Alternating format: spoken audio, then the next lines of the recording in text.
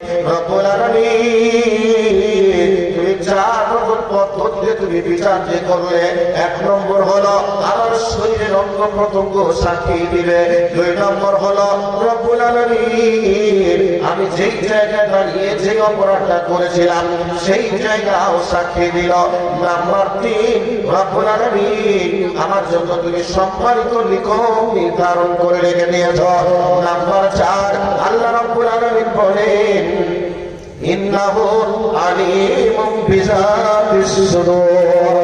আল্লাহ রাব্বুল আলামিন বলেন বান্দা তোমার অন্তরের ভিতরে যে কথাটা এখনো পর্যন্ত লুকোচুরি খেলছে, এখনো পর্যন্ত ডেলিভারি দাওনি, তোমার স্ত্রী আর তুমি একই লেপের তলে বালিশে মাথা লাগিয়ে ঘুমিয়ে আছো, তোমার স্ত্রী পর্যন্ত জানে না তোমার অন্তরের ভিতরে কি যেন লুকোচুরি খেলছে, তবে ওই লুকোচুরির খবরটা পর্যন্ত আমি আল্লাহ জানি।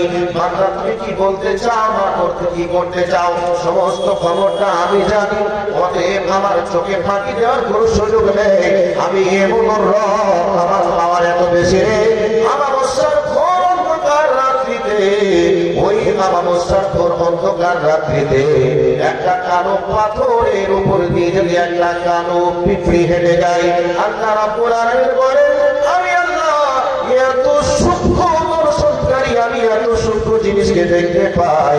ওই কালো পিঁপড়িটা কালো পাথরের উপর দিয়ে হেঁটে চলে যাচ্ছে অন্ধকার রাত্রিতে, আমি আল্লাহ ওই পিঁপড়িটা পর্যন্ত দেখতে পাই, ওই পিঁপড়ির পায়ে আওয়াজটা পর্যন্ত শুনতে পারি। আমার কুদরত এত গভীর পানির তলদেশে একটা ছোট্ট কীট ছোট্ট পতঙ্গ আমাকে ওই পানির পেট থেকে পানির তল থেকে রাস্তা সিধা করে ডাকে, আমি আল্লাহ যদি দেখতে না পাই যদি শুনতে না পাই, ইন্নাহু আলিমুন বিযাতিস সুদূর, আমি আল্লাহ যদি দেখতে না পাই শুনতে না পাই, তাহলে ওই প্রাণীটা না খেয়ে মারা যাবে, তাহলে আমি কেমন করে রাস্তা পাবো?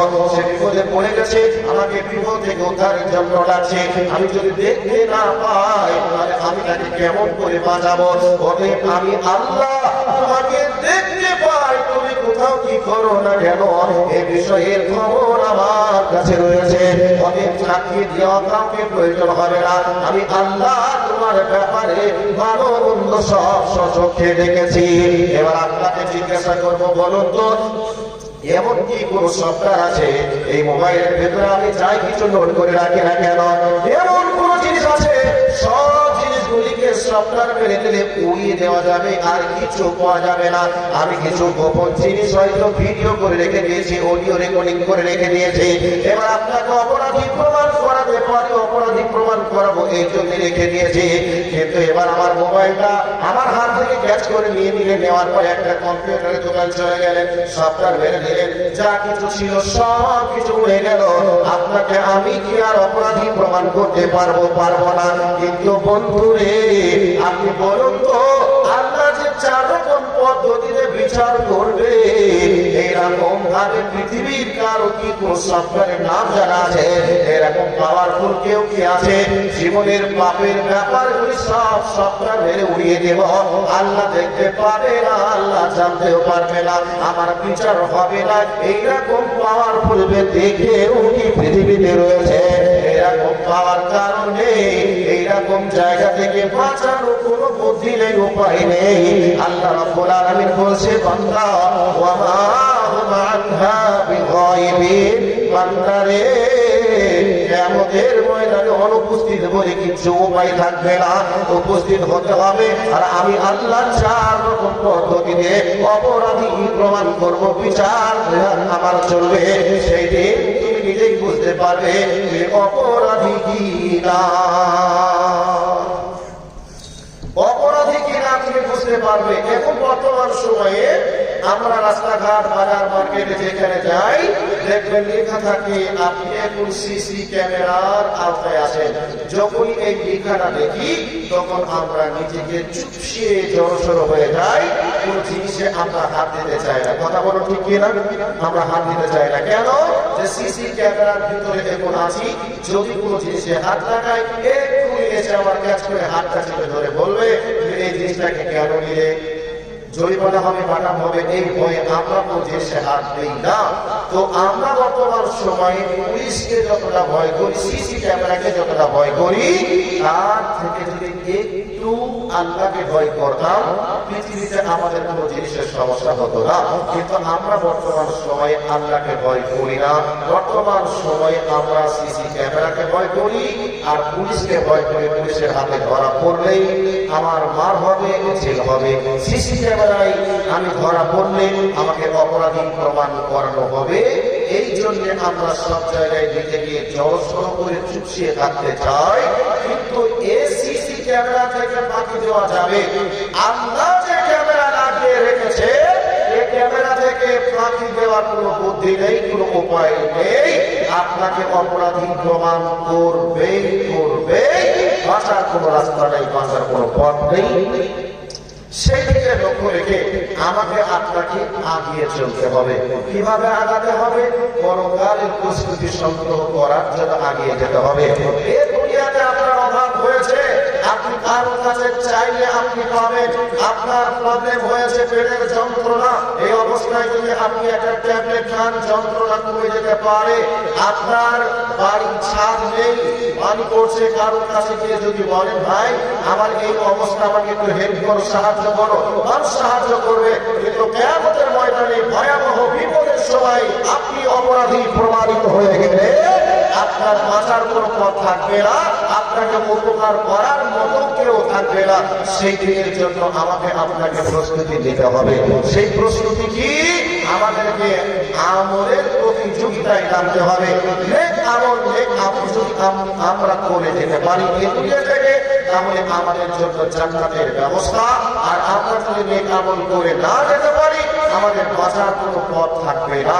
সেই জন্য আপনাদেরকে অনুরোধ জানাচ্ছি অন্তর থেকে, ধৈর্যের পরিচয় দিয়ে আপনারা বসে যান। আপনাদেরকে কোরআন এবং সুন্নাহর আলোকে একটার পর একটা কথা আলোচনা করার চেষ্টা করব।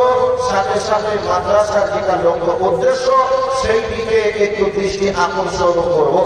এবার ছোট্ট করে আপনাদের কাছে একটু অনুরোধ বা একটু আবেদন করবো। কি আবেদন? একটা আয়াত বলে দিচ্ছি। আয়াতটা কি? আল্লাহ পাক বলেন فَمَنْ يَعْمَلْ مِثْقَالَ ذَرَّةٍ خَيْرًا يَرَهُ। আল্লাহ রাব্বুল আলামিন বলেন, বান্দা কিয়ামতের ময়দানে তুমি কোন পরিমাণে একটা ভালো কাজ করবে, এটাও তোমাকে দেখানো হবে। আজকে যে এই মাদ্রাসা প্রাঙ্গণে বা ঈদগাহ ময়দানে আপনারা এসে বসে আছেন, এই ময়দানে আপনি বসে আছেন উদ্দেশ্য আল্লাহকে রাজি করবো, এই নিয়তে যদি বসে যান, এই আল্লাহ আপনার জাহান্নাম থেকে বেঁচে যাওয়ার মাধ্যম তৈরি হয়ে যেতেও পারে। আজকের দিনে আপনি মাদ্রাসার জন্য 100 টাকা, 1000, 2000, 5000 টাকা দেবেন। এর বিনিময়ে আপনাকে কিয়ামতের ময়দানে আল্লাহ রাব্বুল আলামিন আপনাকে দেখিয়ে দিবে, বান্দা তুমি ওই মাদ্রাসার জন্য ঈদগাহ ময়দানে তুমি 500 টাকা দিয়েছিলে, 5000 দিয়েছিলে, এটাকে আপনাকে দেখিয়ে দিবে। আর এর বিনিময়ে আল্লাহ রাব্বুল আলামিন আপনাকে ডান হাতে আমলনামা দিয়ে আপনাকে জান্নাতি মেহমান বানিয়ে দিবে।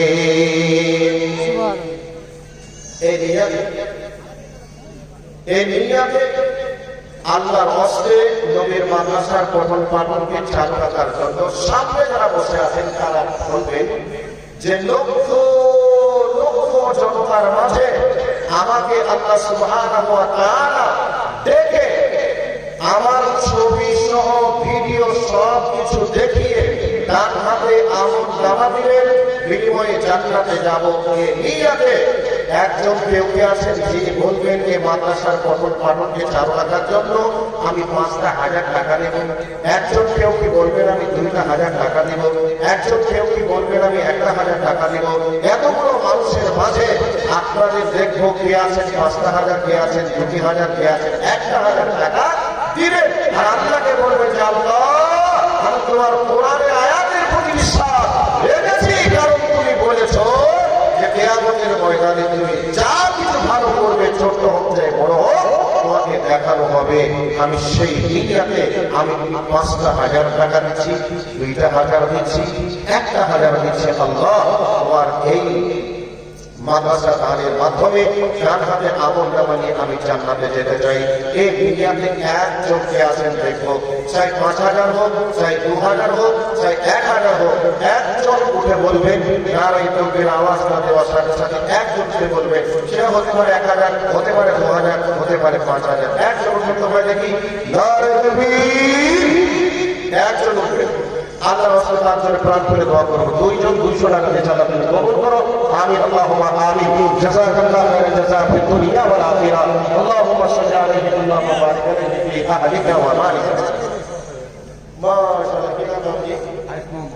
মানে আমার নানা আর বাপ নানা। আয়েশ মোহাম্মদ চেয়েছিলাম 5,000, দিয়েছেন 10,000। আয়েশ মোহাম্মদ, আল্লাহ তোমার বান্দা 10,000 টাকা নগদ দিয়েছে। দোয়া চেয়েছেন উনি নিজের নামে এবং বাবার নামে। আল্লাহ তোমার বান্দা, তিনি দিলার আব্বাকে হারিয়েছে, নীরব কবরের মাটিতে হয়তো চলে গেছে, অন্ধকার কবরের ভিতরে রয়েছে। বাবা কি অবস্থায় আছে জানি না, তুমি জানো। আল্লাহ দয়া করে আব্বার কবরটা তুমি জান্নাতের পাহাড়ে পরিণত করে দাও। আল্লাহ সংকীর্ণ কবরকে প্রশস্ত করে দাও। আল্লাহ তাকে তার কবরটা তুমি জান্নাতে, তার কবরটা নূরে মানোয়ার করে দাও। রব্বুল আলামিন আয়েশ মোহাম্মদকে হায়াতে তাইয়্যিবা সিহাতে কুল্লিয়া দান করো। জীবনের বালা মুসিবত থেকে আল্লাহ তুমি হেফাজত করো। আল্লাহ তোমার ঘর কাবাতে হজ করা তৌফিক দান করো। আমিন আল্লাহুম্মা আমিন। একজন তোমার বাংলা 1,000 টাকা আকবর আলী 1,000 টাকা দিয়েছে। আল্লাহ তার দানকে তুমি কবুল করে নাও। মনের ভেতরে ঈমানের আলো জ্বালিয়ে দাও। বাড়ির সবাইকে তুমি নামাজি বানিয়ে নাও। আত্মীয় স্বজন যারা চলে গেছে সবার কবরে শাস্তিকে তুমি মাফ করে দাও। আমিন আল্লাহুম্মা আমিন। আল্লাহ তোমার বান্দা 1,000 টাকা চেয়েছিলাম, তোমার বান্দা 1,000 টাকা দিয়েছে। আল্লাহ যে নিয়াতে দিয়েছে তার নিয়াতে পূরণ করে দেওয়া। লক্ষ কোটি জনতার মাঝে আল্লাহর শস্য সব তার হাতে তুলে দিয়ে যার হাতে আমল নামা তুমি দিবে, আল্লাহ তো তাকে জান্নাতি মেহমান বানাবে। আল্লাহ তোমার কাছে দোয়া করি 1,000 টাকার বিনিময়ে 1 কোটি টাকার তুমি মালিক বানিয়ে দিও।